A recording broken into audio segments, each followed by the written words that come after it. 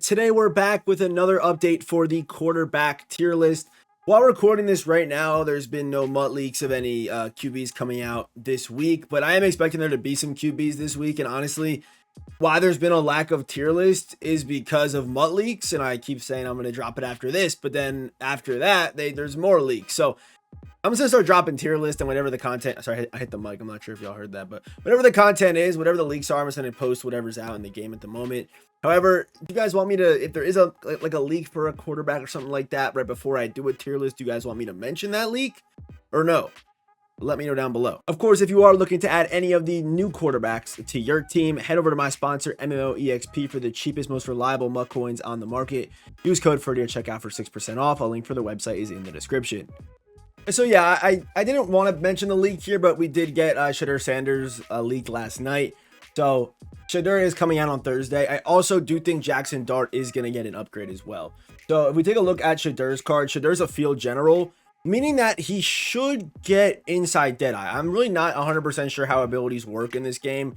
I don't think anybody is, but he should get inside Deadeye, and he should have 85 throw power. He has his own custom release as well, number 30.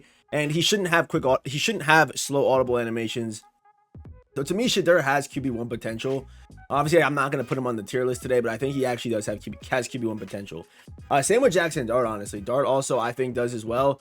He has release number 37 and really good throw power. He's going to probably be better. I think Dart could be like LTD potentially, where he could be better than Shedeur Sanders' his card will be. But maybe we don't even get a Jackson Dart. Again, Shedeur is confirmed for Thursday. Dart is my speculation for tomorrow, but I think he's got to get a card, right? He just has to with how good he played. So, yeah, Jackson Dart, Shedeur, I think they're both going to get cards, and they both have QB1 potential depending on throw power. I think their release and audible animations are going to be okay, so I would put them into S tiers based off that. And then you also have the speed and throw power combination, which should be good as well. And if one of them get inside Deadeye, that's going to be special. Okay, that's all you got to know. So let's continue with the tier list or just get started. I'm not too sure where I'm putting this in the video. So as we do with these tier lists, we have all the old quarterbacks already on here. All the new guys that have come out since the last one are the ones we're going to cover and add to the tier list today. So that's how we're going to do it. Getting started, we have Dorian Thompson-Robinson. A pretty solid card, honestly, because he has 82 speed. Then he also has 82 throw power, and even as a runner, he isn't bad. This is not a bad option for 7,000 coins. I don't think this card is terrible at all. Release, he's got release 1, which again, releases still don't mean much to us yet in this game. Eventually, we'll get a feel, we'll get more of a grasp as to what is really, really good. We have a decent idea as to what's good, and we'll talk more about a QB that has one of those things, but I would actually put DTR. I think DTR is B tier. I think DTR is honestly like a B-ish tier guy. You can maybe debate him over Milton, as you'll see, like if we compare him to Milton. Milton's someone that has, the really good throw power, but terrible accuracy. And it doesn't feel great when you're missing so many easy throws. So I would actually probably prefer Dorian, as he does have 81 throw accuracy short. So it is pretty close between some of these guys, but like Jared Goff. Jared Goff's even the one that I would honestly debate DTR over, because DTR has that extra speed on him with the same throw power. So there's a real debate there. It does come down to preference and things like that. And keep in mind, one thing I've noticed so far is the QBs that are better in the NFL, think like Lamar Jackson, Matt Stafford, Mahomes, they usually have terrible audible releases because EA locks in more with them as to making them feel unique for regs and franchise. So they have these slow audible animations. And that's been true for a lot of the top end NFL QBs that I've used, as even someone we're going to mention later. Yeah, some more guys that are more unique, I guess, is maybe the right word. But like a guy like Mahomes has a terrible audible release. Herbert's not great. We know Stafford. But some of the more, guys that EA really wouldn't care about as much, I guess. But I guess Baker's a bad example because Baker does kind of get a good audible. And Lamar's also isn't bad either. But there are definitely some bad ones out there. So DTR, he feels, he's going to feel good because he's not going to have the, oh, yep, right here. Okay, I'm going to pause for 10 seconds and then I'm going to, be able to audible again. So keep that in mind as we kind of go throughout this year. And yes, I did just talk about DTR for 2 minutes. I'm a yap, I'll tell you that right now. I spelled Bryce wrong as well. Great start to the video today. Great start to the video.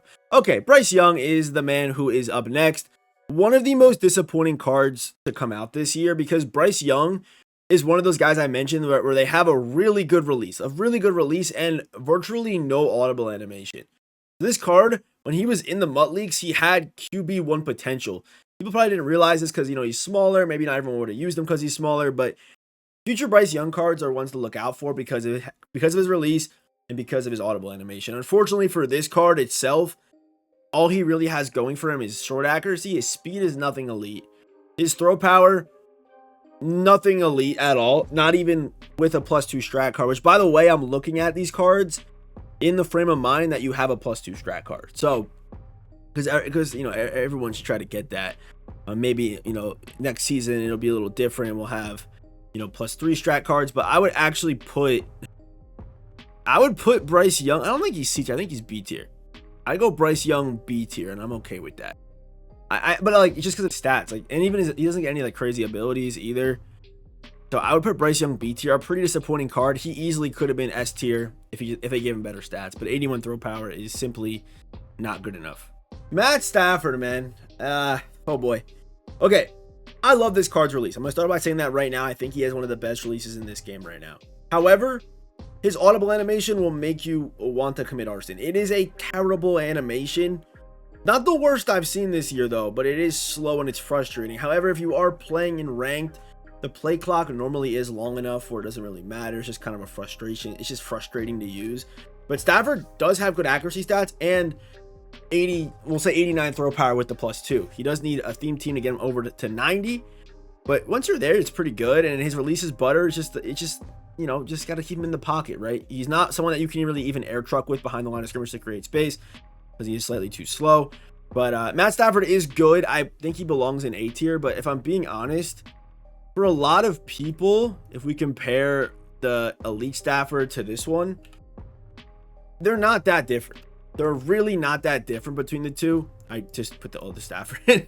Okay, I'll figure this out. Okay, there we go. So they're not really too different. They're both over 85 throw power, so even with the +2, you're still under the next, you know, 90 threshold. Accuracy stats, yeah, they are different, but it's not by much, right? So I would really say there's not that big of a difference between this Stafford and that Stafford, and it's not like on the new Stafford you're getting insane abilities that are gonna take him to the next level. If he had an inside Deadeye, that I think would put him much higher. Okay, whoever bought this for 1.8 needs to be investigated for mental illness. Yeah, I would agree. But Stafford, to me, it takes a certain type of player to make this guy very good. And for a lot of people, this card's going to feel terrible. But I still love his release. So I'm going to put him at A tier. The first option I'd go for, probably not. If you love Stafford, he's great. You could use him.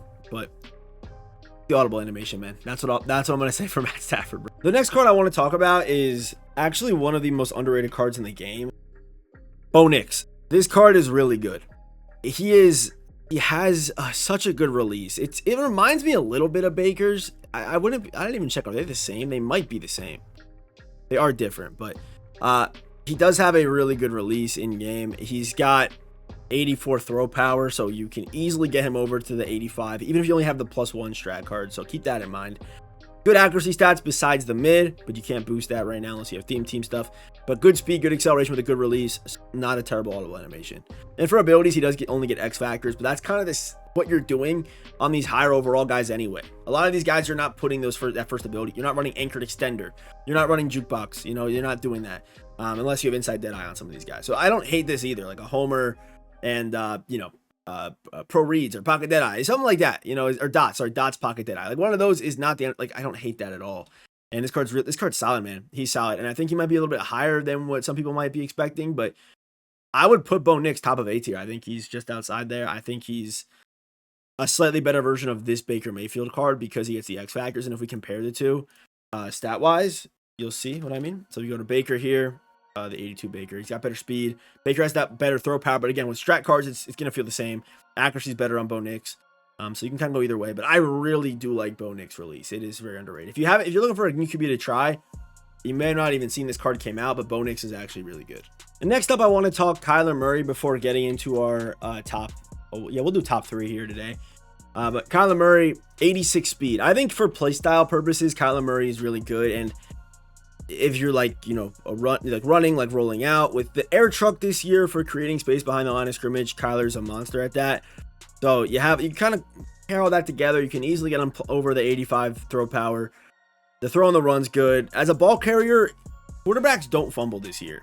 I'm not sure if you guys have realized that, but they really don't. So until we see like a patch or something like that, that's going to say like, oh, quarterbacks fumble rates are raised, I wouldn't worry about this. They may not even have raised them in this game this year. I really can't think of a time I made a quarterback fumble unless they have really low stamina, which I actually don't hate that I don't hate that, to be honest. Unless they have low stamina, they shouldn't fumble. I actually don't like that QBs fumble as much as they do, because to me it's unrealistic in a way. I don't know, but that's my opinion. I also think it's that over. I don't know. That's my opinion. But I like it the way it is. That's what I'll say. Because they do fumble when they're... I'm not going to debate this right now. Okay, let me talk about Kyler Murray. Kyler's good. Release is quick. It's solid. The only issues with Kyler Murray are the same ones you're going to see with Bryce Young, where he's a little bit smaller. So, it does affect his accuracy, because sometimes he'll get... with the swats this year on the defensive line, you're going to see a lot more swats with Kyler. But super fun card to use. One of the most fun cards I've used this year. Has his unique run style. Audible animation is also not bad at all. It's not like noticeable like a Matt Stafford. So I do like Kyler Murray. And I just realized there's actually one other QB I forgot to put on here. And that is Brock Purdy, who we'll talk about in a second. Also, I don't have Baker on here right now. He was already out for the first one. But Kyler Murray to me is S tier. Super fun card to use. Is he the most accurate guy? No. Is he the best from the pocket? No. But he's super fun card to use. You're someone that likes running around with your QB. Also, QB abilities are not great on him either. Does not get that inside dead eye, but it is what it is. I still think Kyler Murray is S tier. Okay, so we already did look at Baker in the first one, so I'm just gonna put Baker in S tier. Manageable audible animation. I guess I can quickly talk about him real quick, but it's very manageable and has a good release, right? And he has good throw power, short accuracy, deep accuracy. You see a lot of people still using Baker. He's just solid, just feels super clean to use, and that's another important thing in this game. I feel like that's how Bryce Young felt, but they did his stats dirty. And Baker's only 6'1". He's not 6'5", 6'6". Like more of a traditional pocket guy maybe you'd want, so you can avoid the swats. It's not like he's swat immune because he's 6'1", right? Still could happen. But Baker, I still think his S tier is really, really good. All right, I did miss Brock Purdy's card. This card is ass. Okay. Not good. He's slow, has low throw power, and has the worst audible animation in the game I've used so far this year. For a lot of guys, the reason I say this is because for a lot of guys like Stafford, there's a visual cue when you can audible again. Like he stops moving, he sets his hands. Brock Purdy will set his hands early in the animation and will stand there with kind of his left arm cocked in. Can't even see his hands. And then you're waiting 5 seconds for, I guess, the animation to finish, and you don't know, there's no visual cue as to when it finishes. So you're there adjusting, and nothing's happening. And you're like, okay, can I go now? You don't know, but I do not like this card. Release, honestly, is not bad, and the accuracy is good, but I do not like this card. And technically, on a Niners team, you can get him to 85 throw power. But to me, the audible animation and the speed does kill this card, and I would actually take Bryce Young over Purdy just based off his audible animation alone. I also did try Patrick Mahomes, and he doesn't have a good audible animation. So I know a lot of people probably haven't tried him, but I did, and it's not great. He does does a whole routine back there. So Brock's is the worst because there's no visual cue. It actually makes you want to throw your head through a window. Down to our final three. We're gonna rank them, and that's how we're gonna end today's video. So let's get started with. Let's go with. Wait, no, we only have 2 left, I think, actually, right? Only 2 left. Yeah, wait, 2 left, I think, right? Yeah, we get 2 left. All right, so however we rank them, that's how it's gonna be. So I'm gonna talk about both the cards first, and I'll give you my 1 and 2. Let's get started here with Jalen Hurts' card. Jalen Hurts' audible animation is not great. You're probably sick of me saying that, but it's not unusable, but it's not also like elite, it's not great. Also, like legends don't have those audible animations too bad, so keep that in mind as we go throughout the year. And we only have 1 legend QB so far, so we'll see how that goes. But maybe Vic this weekend with 2K coming out. That's something EA would do. Okay, Jalen Hurts, and in the last one we only had his 85. Now you can get to 87 overall Jalen Hurts.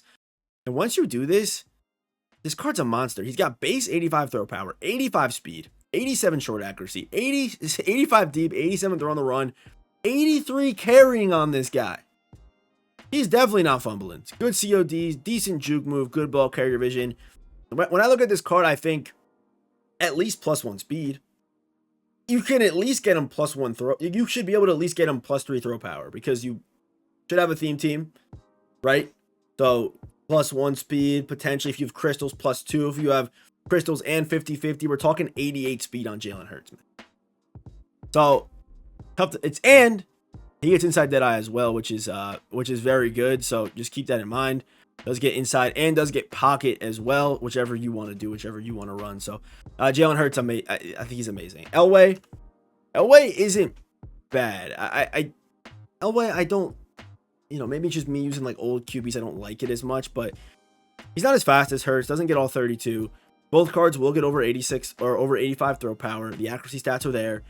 And does get inside deadeye. So I do like him for that aspect. The fact he gets inside deadeye. And fast break this year, by the way, is actually changed. It's not what this says actually. It says passers with this ability will respond immediately to user input. That's not what it is in Madden 26. They need to change this. It's actually better blocking on QB runs, and Hurts does get it as well. But John Elway, I think, is solid. I think there's still a debate between Elway and Hurts, though. I mean, Elway and Baker. So Elway and Baker, I think my top 3 QBs right now would be number 1, 87 Hurts, who, by the way, you can only get if you pre-ordered the game back in July. It's unfortunate. So if you don't have him, Baker's still the QB1, but I would go Elway, Baker, Hurts, debate in that top 3, however you want. If Kyler's your style, he might be your number 1. But even if Kyler is your style, Hurts is just as fast with better stats, better ability. So it's really tough to debate that, I think Hurts is 1 right now. So that's my QB tier list. If you guys enjoyed today's video, drop a like, subscribe. We're on that road to 50,000 subscribers, on the long road to 50,000 subscribers. We're almost there. Appreciate all the support in the videos, and watch these ones if you haven't seen them yet. And I will see you boys in the next one. Goodbye. Have a good day. Goodbye.